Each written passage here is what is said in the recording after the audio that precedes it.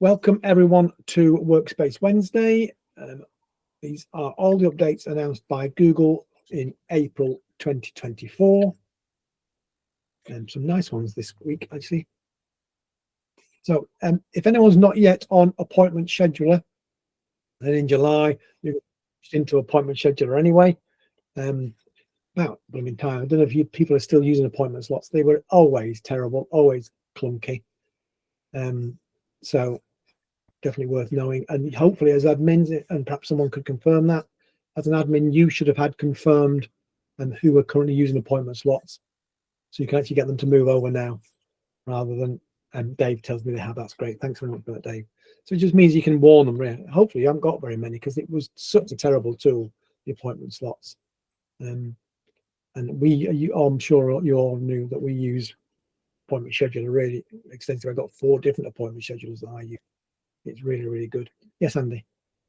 No, just to say to people, if you haven't set those up for yourself or for colleagues, particularly anybody with, outward facing contact with people, really have a go. They are very, very good and dead easy.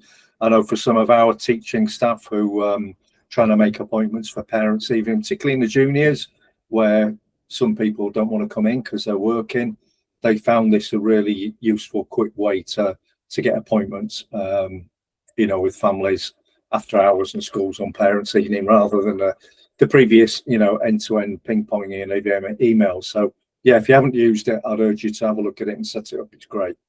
Yeah, they're fantastic. You can set how long ahead it goes. So mine's, I think, set for 90 days. So people can book for the next 3 months and so on and so forth. It's really useful. But don't forget, you've also got the extra calendar buttons inside Google, inside Gmail. So you can actually say, here are my available times for the next 2 or 3 days, and just give them blocks of time from your calendar inside Gmail. You see there's a little calendar icon at the bottom. Really, I use that a lot as well. Just to say, here's what's available. And they literally, the person that gets the email just clicks on the link and chooses the one that suits them. So if you want to do it imminently, then you can do it that way. So you can even do that for the day. My appointment schedule is set that they've got to be at least 18 hours ahead, so that my day's plan doesn't get stymied by a whole lot of appointments being booked at the very last minute. So that's what I do. So I give them the option in Gmail as well. So it's great. All those tools are great. Okay, so you might have I can't even see that one. Access to the sort shared files within Google Space more easily. That's the wrong picture, isn't it? That's what's confusing me. I don't even know what the picture is. It's about Gemini Workspace. So the areas, I've just got the wrong picture, so I'm going to carry on. You'll notice that the titles in Google Meet and in Google Chat now has changed. I think it says shared now rather than files. And in there, you've got the 3 sections of links and documents and images. So you can collapse them all, you can find them, and you can change the way you sort it. You can sort it by different categories and things. So maybe I've got 2 images in there. Maybe that's what it is. Because I think the bit on the right is the chat. And there's another Gemini image stuck on the top accidentally. So we can ignore that. I'll edit that bit out later. Oh yeah, there's the proper image. So if you have got a Gemini account assigned to some of your users, then you can give them access to new functionality before it's generally released. In effect, so you automatically add them into a beta file should you want to. And I think we've had conversations here before, haven't we, that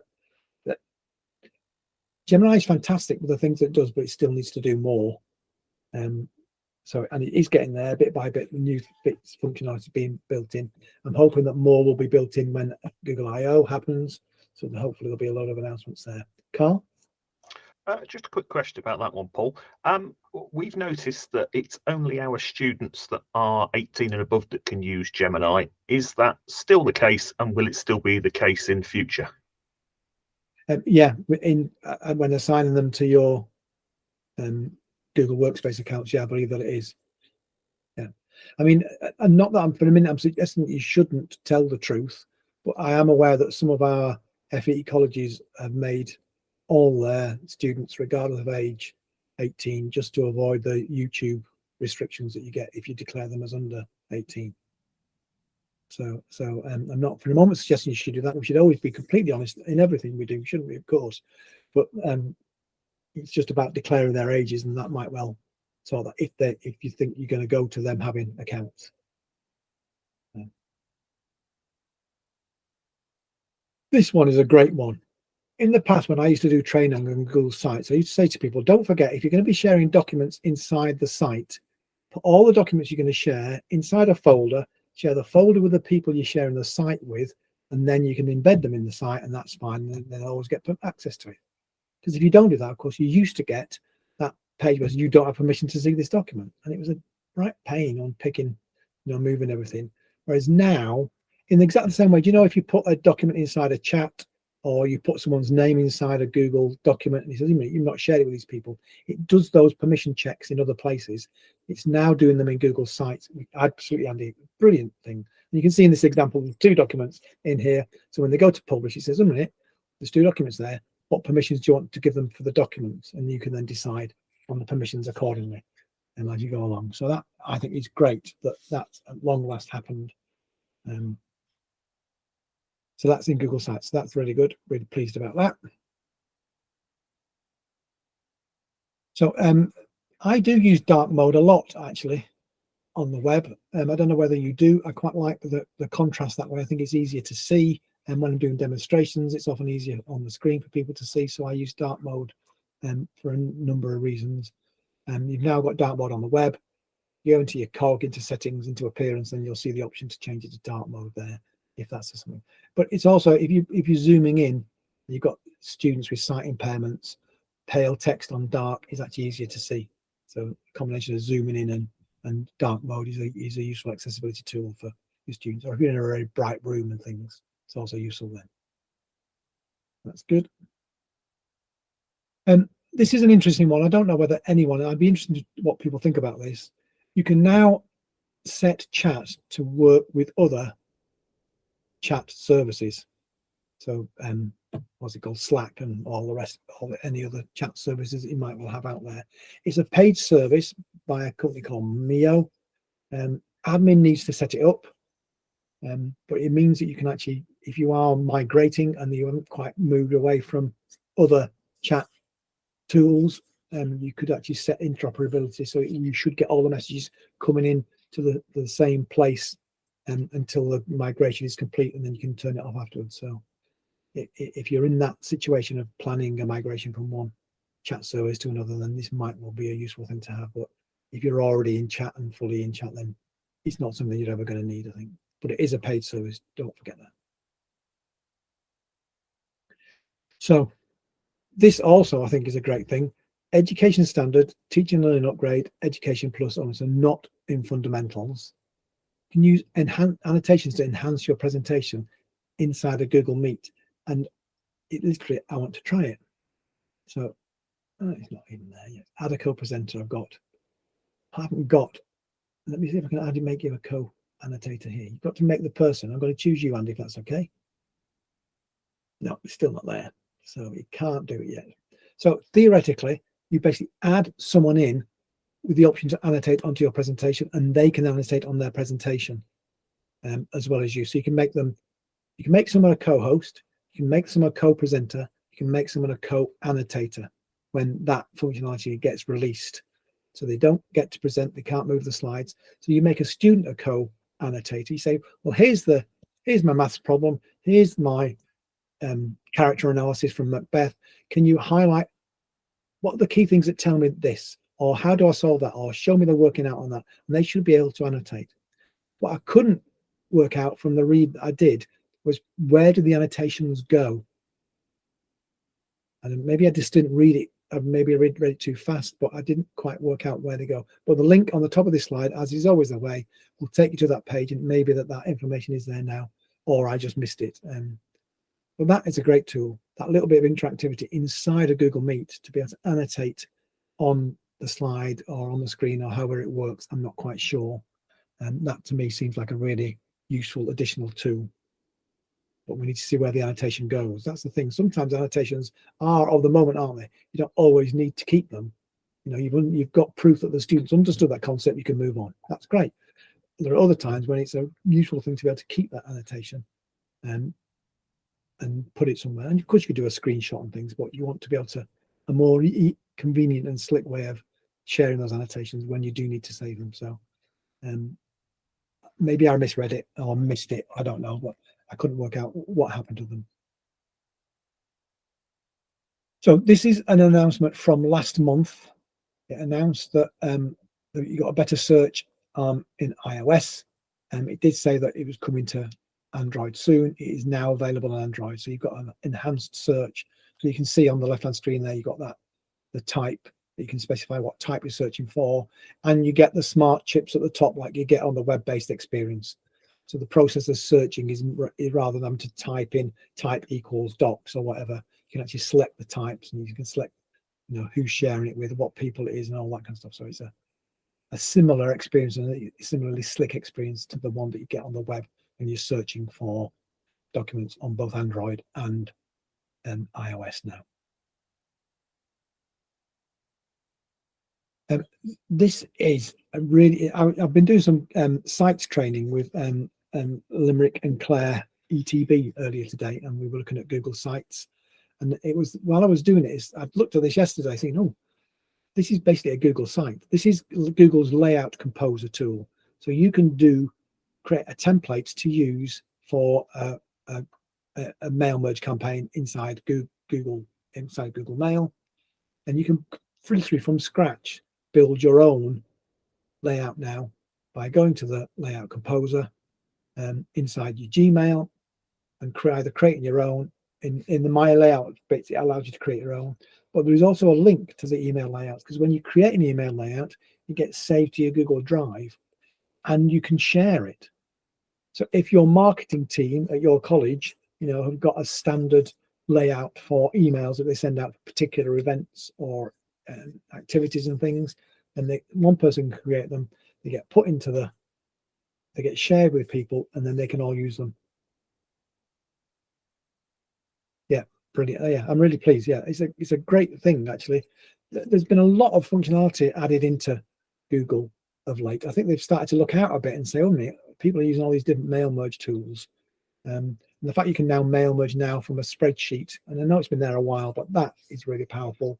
Yeah, the fact that you can completely customize a layout to suit the purpose of your organization is really important. Yeah, because that corporate, you know, image, you know, having the right links to the website and the unsubscribe button and all of those things is really important to have now. So you've got that. Bottom left hand corner, check there, education standard and education plus only. So not teaching and learning.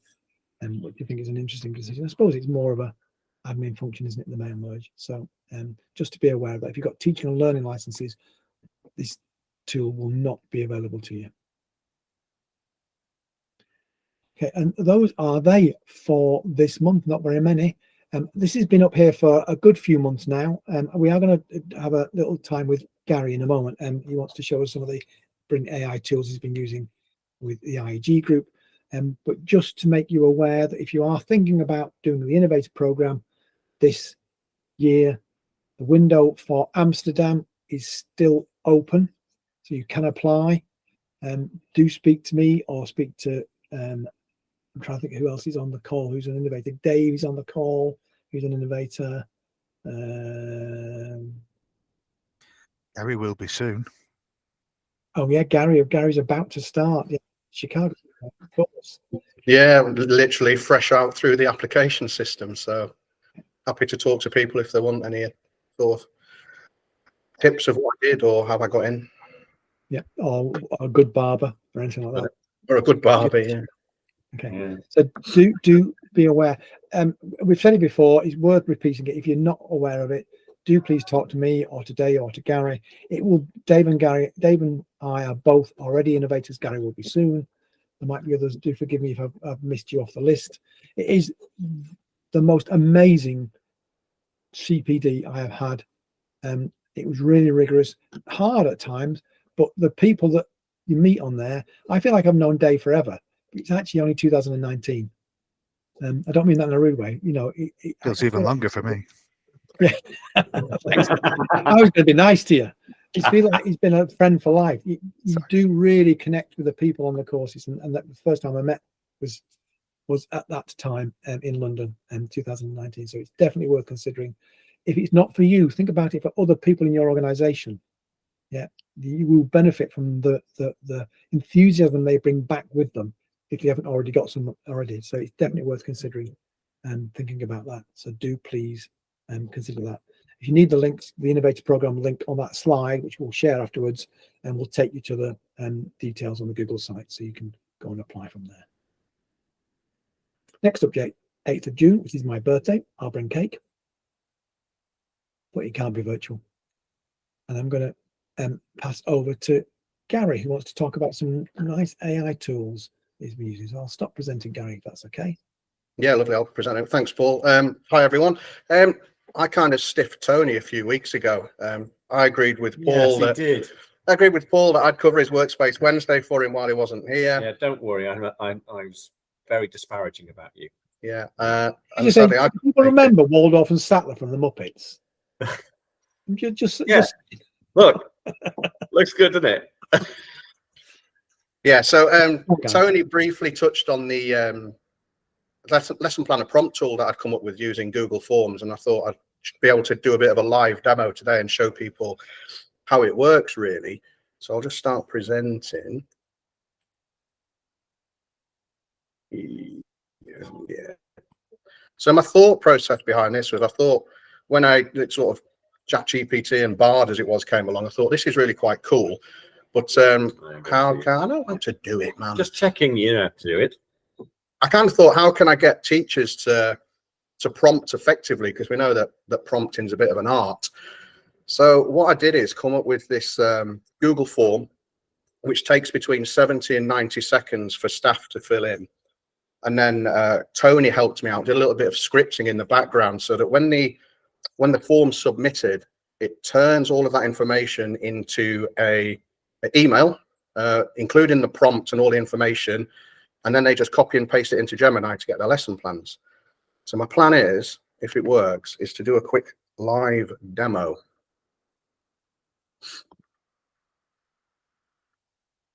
So it records the email. So I'll just do one for one of my lessons. So my awarding body is the RAF, and their qualification is Air and Defence. So down here, just drop downs. What level is it? And this is for all staff across our curriculum areas.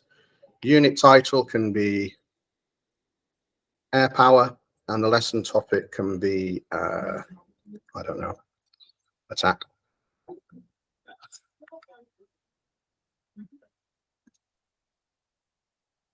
Asks us how long do we want that lesson to be?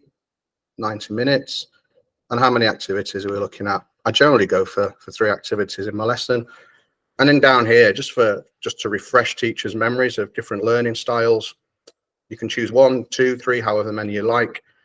So we'll go with theory and practical. Down here, I threw in some learning styles, again, reminding teachers or explaining to new teachers what they are. Let's go collaborative. This one, massively important, because it helps with differentiation for the group, is do we have any learning needs? So I have an ADHD student. Threw in a little bit of Bloom's taxonomy. We'll go for some knowledge, and we'll go for some application.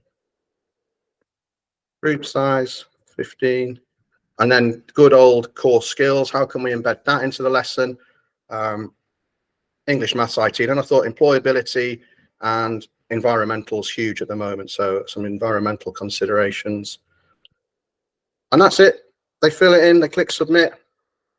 Done. Doesn't take long. And it can take up to maybe 90 seconds to get the email. So I'll wait for my email to come in.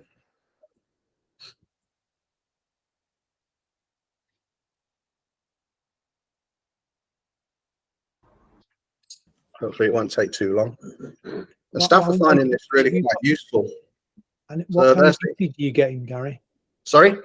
What kind of usage are you getting? How many?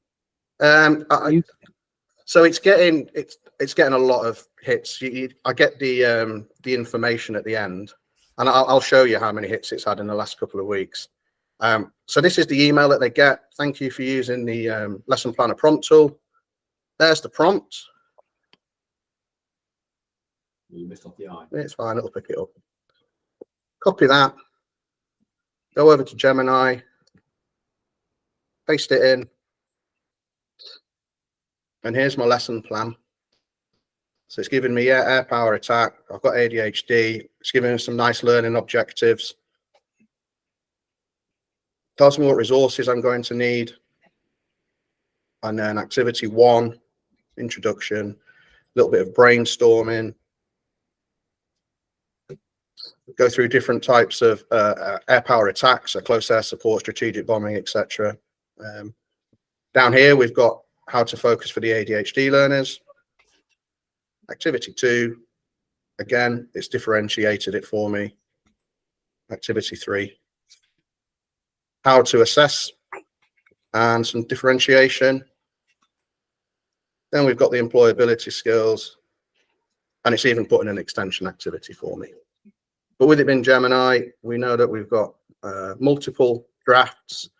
So I could go to draft 2. It may give me some different scenarios. So I've got an attention grabber here, different learning objectives. And if we were to look at lesson 3,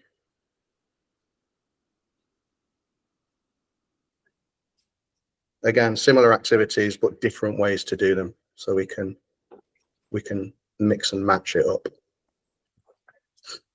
You can interrogate it and ask it to change. Yeah, so with that's the other power of this, isn't it? With Gemini, it could be that we're in here now. We're in the thread, and I like the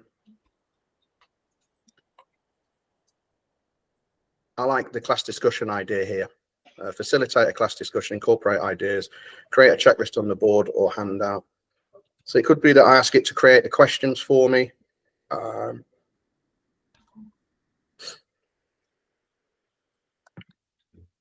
So here we could ask it, can you write me 10 choice questions with answers?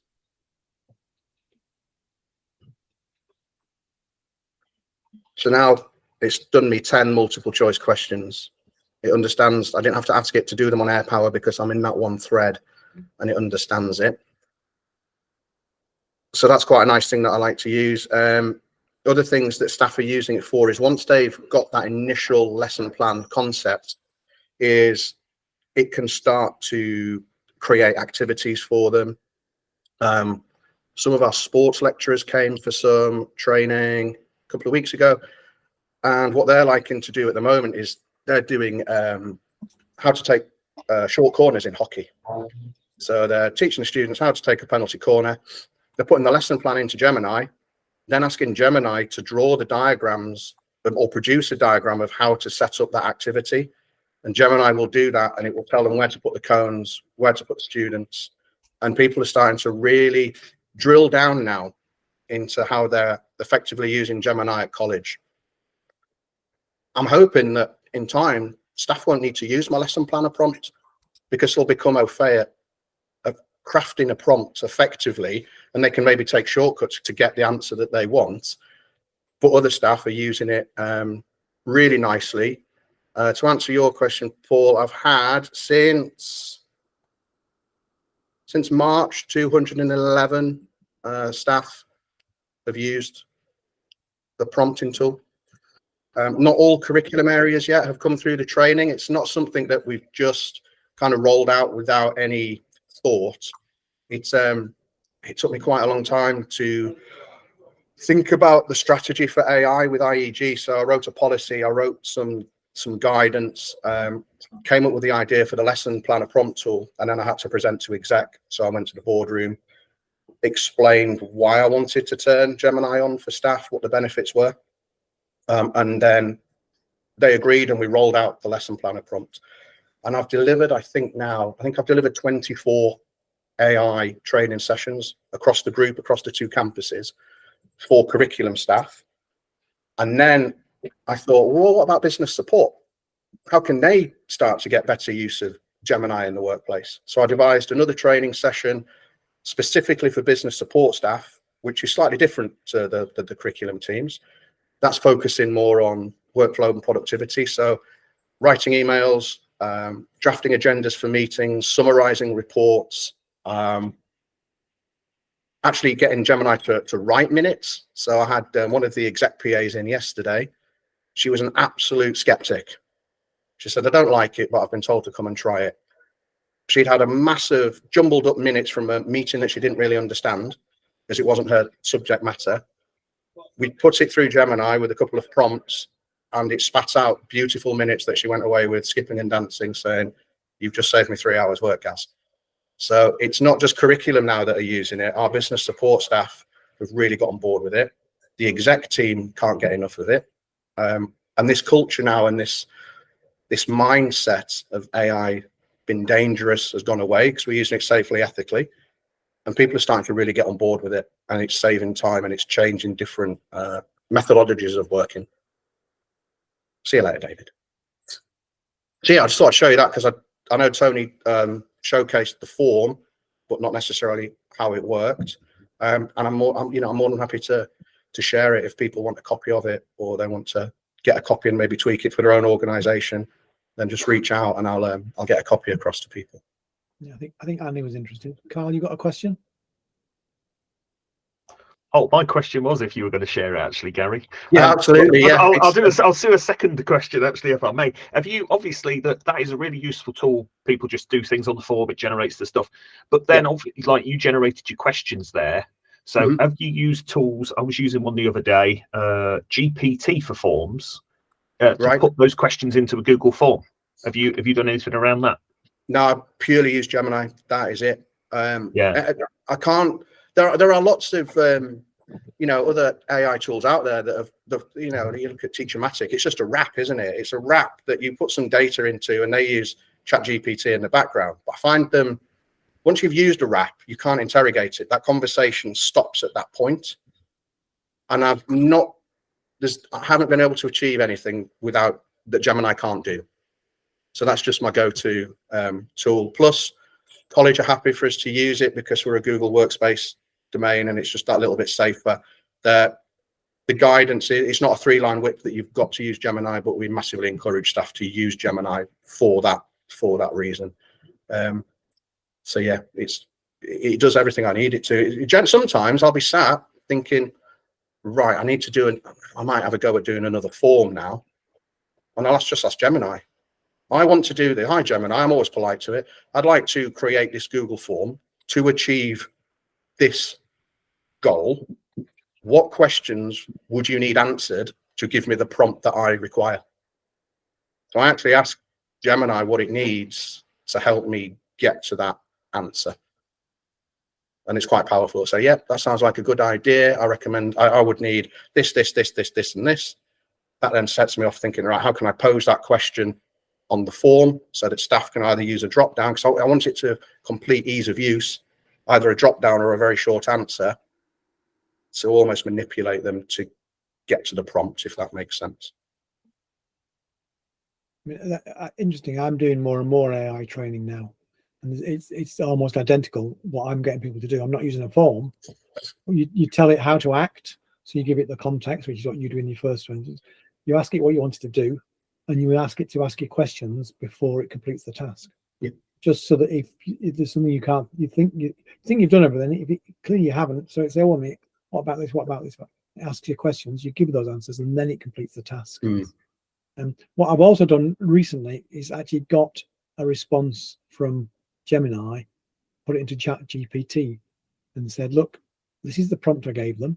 I gave it to Gemini. Are there any suggestions that you would make that would improve it? And there are often little things that they will, I don't know whether they think, well, I better offer something as I'm a competitor or not. I don't think it has an emotion, does it? But it was interesting that you do sometimes get, oh, that's a good idea.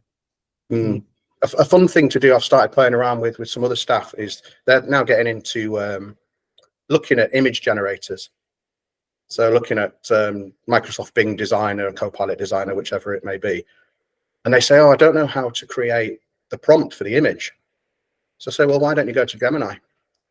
go to Gemini, type in the prompt bar what you are trying to achieve in your vision, ask Gemini to turn that into a prompt, and copy and paste that prompt that you get from Gemini into the image generator. And it's changing people's images and the quality of their images by quite some margin. So that's quite a neat little tool. And the other thing I like to use it for, and other staff that I've mentioned it to see the benefit of it, is I have a very busy brain. I'm constantly thinking, and I used to mind map a lot or do doodles and diagrams. Now I just sit down and literally open my mouth and verbal diarrhea into Gemini, type away, type away, type away, type away. I don't even ask it to do anything. I just hit enter. And what I found it does is it organizes my thoughts for me. And it says, it seems like you're thinking about this, and this. And it structures those thoughts. And then you can start in that thread of, right, okay, yeah, that thought there, give me some ideas of how can I achieve this? And it'll take it down. And some of my prompts now are maybe sort of 60 or 70 iterations from verbal diarrhea, but I've then got a full project at the end of it, just from that one thread. So there's lots of ways that I'm playing around with it to see what it can produce. Just on that as well, Gary, I mean, if you just, I mean, you said about 200 responses from the middle of March or something. So in 6 weeks, you've had 200 odd. Even if you're working that out at like saving an hour for each of those, it's still, you know, it's nearly 8.5 full 24-hour days that you've saved. Yeah, it's huge. So, yeah, the amount of time that you're going to save over, you know, for the cost of a few Gemini licenses. Fantastic. Great. And I haven't, and they're just using, you know, they're not using the Workspace paid for version. That's just free Gemini. They're just logging into their Workspace accounts and using that. I know that exec are massively keen to see what the Gemini Advanced in Workspace will bring, and they're looking at that. I'm using it in my own account, Gemini Advanced, and playing around. So yeah. You can do there's some announcements we can kind of share with you on the 16th of May. Got pushed back slightly. It was going to be this Monday, I think, and then all of a sudden, no, we're moving it out a little bit. So we are going to send out some bits and pieces to all our Workspace subscribers and whatnot, just around that. So yeah, could be something interesting there. But it's worth remembering that if you've got a Gemini account attached to your Google Workspace account, when you use gemini.google.com, it affords you the same protections because you've got a Gemini account. So currently, when you use gemini.google.com, it's used to train the model. It stores your data. It uses that data and things. So you can't be putting personally identifiable information in there. The minute you've got a Google Workspace account, it doesn't use your data to train the model, so it keeps it secure. It respects the settings of your domain, so it should keep all your data secure. That's why exec were, you know, more than happy to go down that route. Yeah, but 15th, 16th, did you say, Chris? For some 16th, 16th of May. So we'll be getting some details out. It'll be one of my emails that everybody loves to receive, I'm sure. Where are people? Have people tried? Depends how much they cost, Chris, the licenses, as to whether I like it or not. Yeah. Absolutely. Has anyone tried the Google Workspace Gemini account? Attaching a Gemini account to their Google Workspace? No. It worth just reminding them. I mean, there's no free trial currently, but you can buy literally a single month. It's worth reminding them of the costs, Chris. Yeah, you can do. We're kind of under non-disclosure at the moment, so the current cost is sort of just over £30 for a month. If you can hang on to the 16th of May, it might be worth you doing that. I couldn't possibly get into it because we're under NDA. But it tells you. This has been recorded, I know. But yeah, if you can hang on for a couple of weeks, it might be worth just doing that for now. So we'll send all the details across. I know there's a few people on the call. I know Theo was talking about it the other day as well. He's on my list, as is everybody else, to get some information out there. I think what's so great about your form there, Gary, is the classic good or correct data in, the correct results out, which that form obviously makes you do. The sections that you can't miss out that it needs the prompts for. And once you've done that, you get in that, 2 or 3 lesson plans, and then from there you can build on top of that with questions or a lesson plan, additional functionality in there. But that's a great little form. I love it. It's great. But you're also training your staff, Mm. making them realize it's not a Google search. You don't just put in a keyword and hope you get something back. You've got to be methodical. You've got to think carefully about how you instruct this machine to behave. If you don't, then you don't get, like Chris said, you don't get the right stuff out. So they'll come a step back and say, but they won't need your form because they'll understand that prompt discipline. Yeah, when I do the training, I sort of get people to shout out a couple of key words. We do a live demo. Especially if they've never used it, let's put a prompt in. And normally they're about 6 words. And I'm thinking, yes, this is going to give the result I want. You click enter. They have that oh my moment because I think it's the best thing since sliced bread, because it's like the matrix dropping, isn't it? And they've never seen an AI work. And then you say, well, actually, that's not a very good prompt and your results aren't that great. How about we use the same theme? We do a 15 to 20 word prompt. We enter and the results are worldly different. And I use that as a prime example because it just gets them thinking straight away, right, it's very different. Absolutely. Excellent. Thank you very much for that, Gary. That was You're excellent, welcome. as always. I might actually even clip that out as a separate thing and post that on our YouTube channel if that's okay. Yeah. A separate thing in case people want just to see that, and put your phone number and your address and everything else. Yeah, definitely. Yeah, if you can put my star sign, that'd be good. Yeah. Pisces. So if there's nothing else, I will stop the recording now. I think